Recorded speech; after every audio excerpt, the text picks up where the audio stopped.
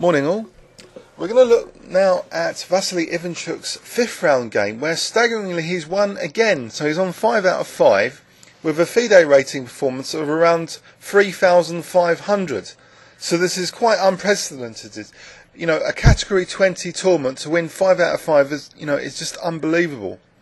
So he's playing black here against Aronian. So Aronian playing his d4. So Ivanchuk's going for a Slav. Actually, let's flip the board to get it from Ivanchuk's perspective. So a solid Slav defense variation. Knight f3 now. And now Ivanchuk plays knight f6. And now we see the quiet move e3. So the bishop on c1's been left at home. Now Ivanchuk plays bishop f5. So it's going to be a bit like a French defence when he later plays e6, but with the bishop outside of the pawn chain. So it's very, very solid for black. Knight c3, e6. So black seems to have a nice position. And white's position in principle is quite passive with this bishop here. Knight h4. So Aronian is going for that light squared bishop. Ivanchuk just retreats it. He doesn't bother trying to play bishop g4. Knight takes g6. Now h takes g6. So we have the doubled pawns. a3. Perhaps to stop bishop b4. Knight d7. So maybe Ivanchuk's going to play for e5 soon. And actually in the game he did play for e5. Aronian played g3. And I did find one master game reference from the position which occurred after this bishop e7. b3 and now e5, so a fast e5 from black. There was one win for white where this occurred, where c takes d5 occurred and knight takes d5. So we saw in that game too, knight takes d5 and now queen a5 check. Now here, white can't play bishop d2 or queen d2 because queen takes d5 an advantage for black, hitting the rook. Well, let's have a look. Just hitting the rook and also the d4 pawn. So white would be much worse here according to Ribka, like f3, just e takes d4, clear pawn up. So white has to be careful, but this has been played before still with the retreat knight c3 here. It's kind of trying to lure the black queen into the white territory. And then bishop d2, queen b2 has still been seen before, but here there was an innovation. Before, in the master game I've seen with this 2600-ish player playing white, he just played bishop g2 and sacked the d pawn, but later got some compensation. So interestingly, Aronian played d5, so he's making use of this bishop, not to go to g2, but actually to try and get the black king vulnerable. So after c takes d5, bishop b5, this looks as though it could be quite concerning for black, with the black king in the centre. Ivanchuk is not fazed by this. He plays a6 and encourages bishop takes d7 check. So king takes. And now after castles, Ivanchuk plays e4. So he's sealing these two squares. I mean, this one in particular will be useful later. Also the black queen can retreat back. So for the pawn, white's got a bit of compensation. But actually here Ribka likes black's position. And the move Ribka would play is actually bishop b4 to try and increase the pressure. But here Aronian played bishop c3, sacking a whole bishop.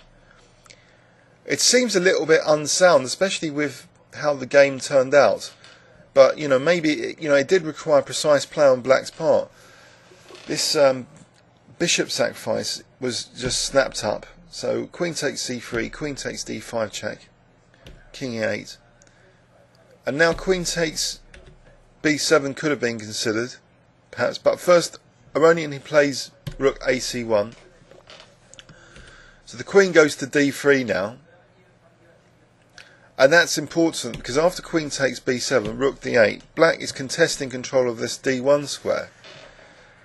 Aronian, though, gives up the two rooks for the queen. Maybe he was hoping that these two passed pawns would be dangerous, and black would have a lot of time to unravel his pieces. So we see rook fd1. So black's going clear material up in theory, but in practice is it difficult to coordinate these pieces. Ivanchuk's first move here, which Rybkin likes actually, is a5.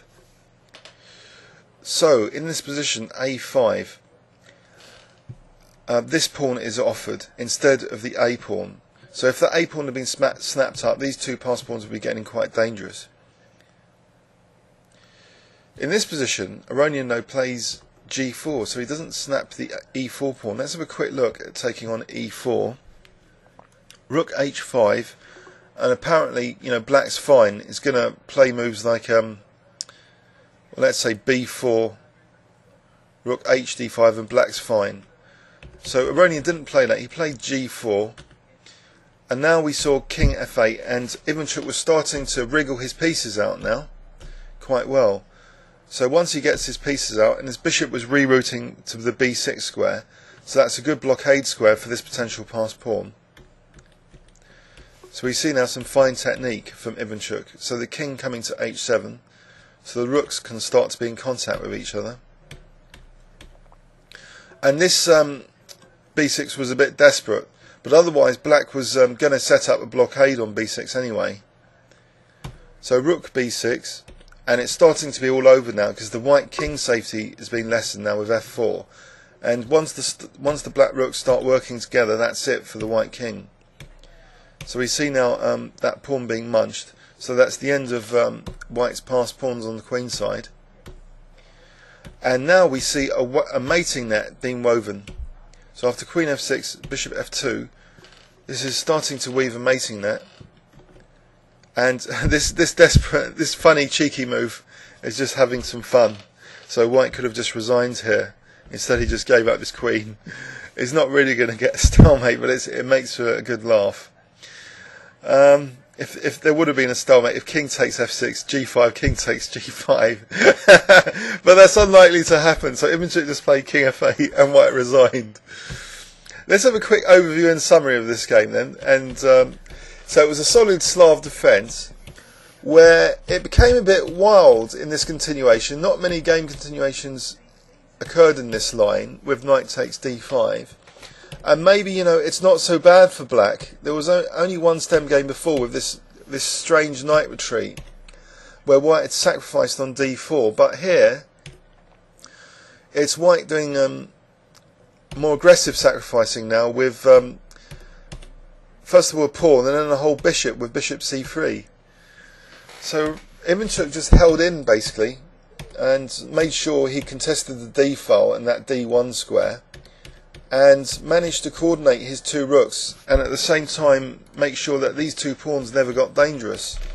So this is a good bit of technique we witnessed here for Ivanchuk to end up with now 5 out of 5 and a 3,500 FIDE rating performance, which is kind of unheard of before. So the final ridiculous move was queen g7. Alright, I hope you enjoyed that game, and please leave any comments on YouTube. Thanks very much.